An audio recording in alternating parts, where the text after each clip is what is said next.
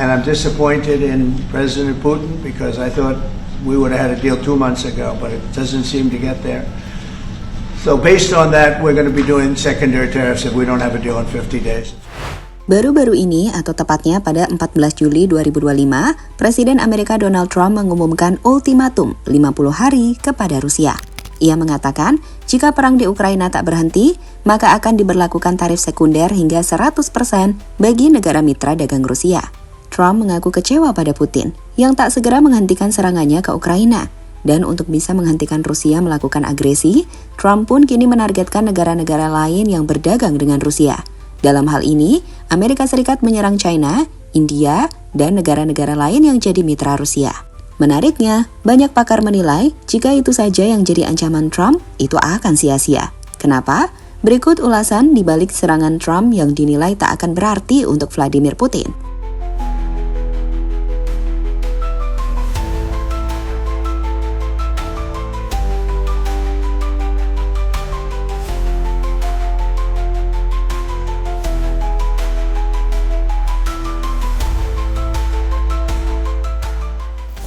Mengaku akan menghentikan perang Rusia-Ukraina dalam waktu singkat sejak ia menjabat sebagai presiden. Donald Trump pada akhirnya terpukul karena Putin. Nyatanya tak mau mendengarkannya. Dalam beberapa kali kesempatan untuk menelpon Kremlin, Trump selalu dibuat kecewa oleh Putin. Ia gagal menghentikan agresi militer Rusia ke Ukraina, di mana sebaliknya, serangan-serangan Rusia justru semakin masif. Bahkan baru-baru ini, serangan udara terbesar dilancarkan dan sukses menargetkan ibu kota Ukraina, Kiev. Sekali lagi, itu adalah serangan yang sangat memukul Ukraina dan NATO, di mana Trump yang merupakan bagian dari NATO langsung bereaksi keras. Ia mengecam Putin dan mengatakan akan memberikan pengumuman besar pada 14 Juli atau Senin kemarin. Nah, setelah ditunggu, kita akhirnya mendapatkan jawaban soal apa pengumuman dari Donald Trump pada Rusia.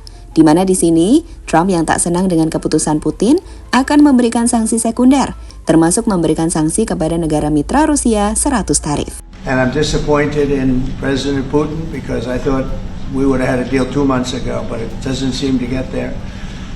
So based on that, we're going to be doing secondary tariffs if we don't have a deal in 50 days. It's very simple. And they'll be at 100%. And that's the way it is. That can be more simple. It's just the way it is. I hope we don't have to do it. Pada prinsipnya, Trump ini mengancam akan menjatuhkan sanksi baru kepada pembeli ekspor produk Rusia, kecuali Moskow menyetujui kesepakatan damai dalam 50 hari. Sederhananya, karena Rusia udah nggak mempan dikenai sanksi, Amerika Serikat sekarang menyerang negara-negara yang membeli gas atau minyak dari Rusia. Sebagai info, negara-negara yang melakukannya diantaranya adalah China, India, dan juga Turki. 3 negara itu adalah pembeli minyak dan gas terbesar dari Rusia. Trump berharap dengan negara-negara itu tak lagi membeli produk Rusia, maka Rusia akan mengalami masalah dalam ekonomi mereka. Oh ya, selain itu, Trump juga bakal meningkatkan dukungannya terhadap Ukraina. Dirinya mengumumkan bahwa Amerika Serikat akan mengirim senjata ke NATO yang berencana untuk mentransfer peralatan ke Ukraina. Menariknya, bantuan militer untuk Ukraina didanai oleh negara-negara Eropa, di mana hal itu tak terlepas dari bagaimana Trump mendesak Eropa untuk menanggung beban yang lebih besar dalam pertahanan NATO. And we make the best equipment, the best missiles, the best of everything. The European nations know that. And we've made a deal today, and I'm going to have Mark speak about it, but we've made a deal today where we are going to be sending them weapons and they're going to be paying for them.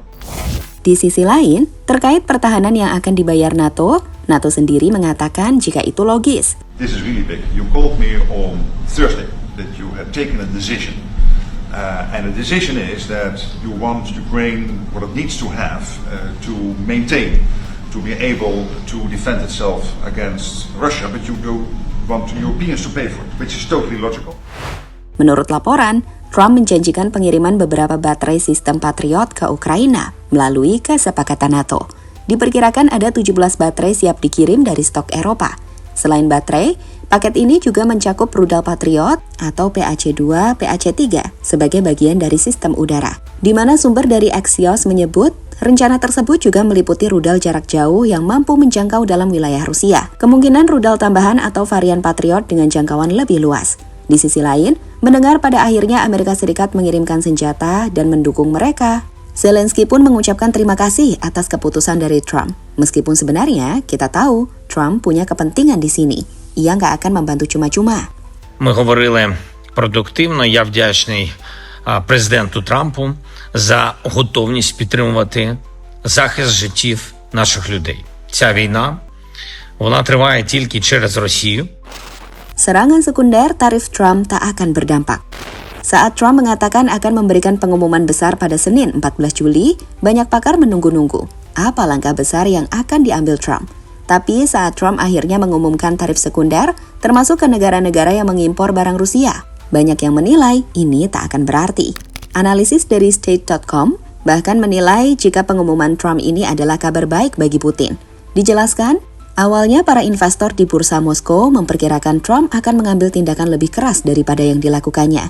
Dan saat tahu pengumuman Trump Senin kemarin, Wakil Ketua Majelis Tinggi Rusia, Konstantin Kosachev, menilai jika ini saja yang Trump katakan tentang Ukraina hari ini, itu hanyalah omong kosong belaka.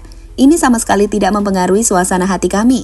Banyak pakar ekonom menyoroti bahwa meski Amerika Serikat menerapkan tarif terhadap pihak ketiga, hal itu tak akan terlalu berpengaruh. Hubungan China dan Rusia terlalu kuat. Seperti dilaporkan CNN, China tidak akan membiarkan Rusia kalah dari Amerika Serikat dalam pertempuran ini. Dan China adalah negara dengan pembelian gas dan minyak terbesar dari Rusia. Selain itu, Rusia juga masih memiliki Brasil, yang juga sudah memiliki hubungan buruk dengan Amerika Serikat yang bisa jadi pembeli tanpa takut tarif dari Trump. Sederhananya, efek serangan Trump terhadap ekonomi Rusia diperkirakan minimal.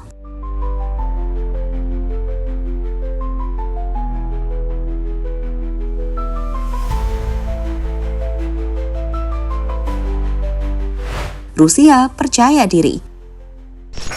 Mendengar pengumuman Trump baru-baru ini, juru bicara Kremlin, Dmitry Peskov, menegaskan bahwa meski Trump menyebut biaya akan ditanggung Eropa, esensinya adalah bahwa dukungan militer Amerika Serikat ke Ukraina tetap berjalan, termasuk senjata, amunisi, dan peralatan lainnya. Rusia menegaskan keterlibatan Amerika Serikat dalam pertempuran ini. Sementara soal tarif sekunder, media Kremlin dan negara Rusia juga cenderung meremehkan retorika Trump, menganggapnya sebagai retorika tanpa bobot, di mana menurut Reuters, nilai tukar rubel dan pasar saham Rusia justru menguat. Setelah pengumuman Trump, rubel naik 0,8% dan pasar saham naik 2,7%. Pemulihan rubel dan pasar saham menunjukkan bahwa ada keyakinan pasar bahwa ancaman ini belum berdampak langsung. Menariknya, seperti data yang disajikan oleh CNN, serangan Rusia justru makin intens ke Ukraina sejak Trump mengancam Putin.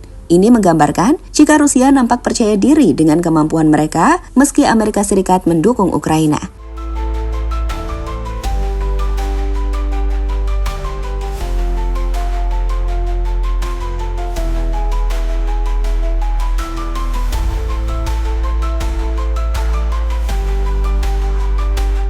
Pada akhirnya, apa yang disampaikan Trump soal tarif dan dukungannya pada Ukraina justru membuat kesepakatan damai sepertinya masih akan jauh untuk dicapai. 50 hari bukan waktu singkat dan apapun bisa terjadi. Tapi jelas, di lapangan hingga saat ini pertempuran masih terjadi dengan Rusia terus menyerang Ukraina.